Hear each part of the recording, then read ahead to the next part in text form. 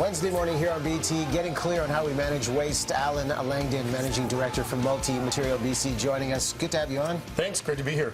This is a great fundamental recycling 101 of starting points. We've got the traditional bins going on, but what do you find is the biggest culprit and mistake people make when it comes to recycling? So I think the biggest culprit probably is around soft plastics like these. So anything with a zipper and any of these like granola wrappers, we tend to see they really can't be recycled. They're made out of a number of plastics, and so we can't actually recycle them at the recycling facility. Straight garbage when it comes to this. Unfortunately, yeah. Now, on the other side, like stuff like this, like your overwrap from pop cans or from your paper towels, that stuff you can take to a depot. We can recycle that along with your plastic bags, any other type of soft plastic. If it's crinkly, then we probably can't recycle it. Okay. Let's take a look at the symbols, because this is a great educational component. Sometimes I see the symbols, I don't even know what they represent for some of these, but take us through 1 through 7 and what's changed of what's eligible. So basically everything from 1 to 6 is in the system.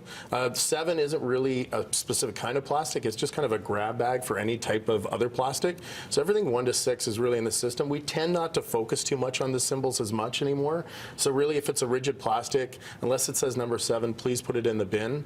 We can probably recycle it. Yeah. Okay, so let's look at these other items. When it comes to styrofoam, can you recycle? So styrofoam we can recycle. You need to take it to a depot. There's about 7 depots in Vancouver, and then there's 11 London Drugs in the city of Vancouver that accept them. So we probably recycled last year about 2,000 semi-trailers worth of styrofoam, about 2,000 tons, and it's actually turned into things like picture frames and crown molding that you could buy at your local Rona. So you're tossing in the recycling, and then you're buying it as crown molding maybe a couple months later. Okay. The other new things really coming in, I still don't think a lot of people know their coffee cup, like the lid and the cup can actually be recycled. Just put it in your blue box, in your container box, and we'll take it, eminently recyclable. And also these aerosol containers, so shaving cream, mousse, these are things that can be recycled as well. Now, when it comes to the lids on these aerosol cans, yeah, again, it's a rigid plastic. Just put it in. I'm sure that we're going to be able to recycle it. Okay. We generally accept most rigid plastics. Again, if it has a number 7, that'll be a problem. Everything else we should be putting in. Okay, ice cream cups. We have a lot of these right now. Yeah, ice cream containers. So either the big ones or the small ones. Just put them in your recycling bin. That's recyclable. These tin foil trays, or even the aluminum foil, we can recycle that. That's a great thing that we want. And then also another one that's new are these. They've been around along with these Tetra Paks. So primarily for us, soup or things like almond or soy milk. These are things that should be going in your bin as well. And then yeah, ice cream and also anything like this, your shampoos, your lotions, that should be going in as well. Glass jars. I see there's no labels on them when we're recycling. Do we need to take these labels off them? No, you don't need to take the labels off. The only thing we add is you take the lid off, right? So we've got these new gray bins. They're in a lot of communities now. Glass goes in, and then you take the lid and you put it in your blue bin.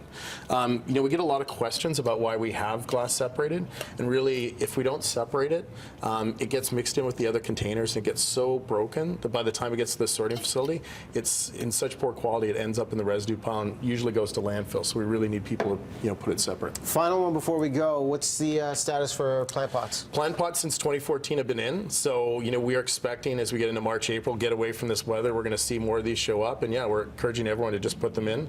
It's great to get them recycled. I know a lot of nurseries are happy that now people can take their plants home and then take their pots and put them in recycling. Well, recyclinginbc.ca is the website. Great resource to get up to speed on how we manage the waste. I guess final question, given the winter we've had and the backlog we've had of picking up waste, what's the status and what can we see change? Yeah, so I think right now everything's working generally well. I think a lot of people, the city in Vancouver has stopped organics recycling. Some people have interpreted that to mean that they shouldn't put their blue box out, but we really encourage them to put their blue box out.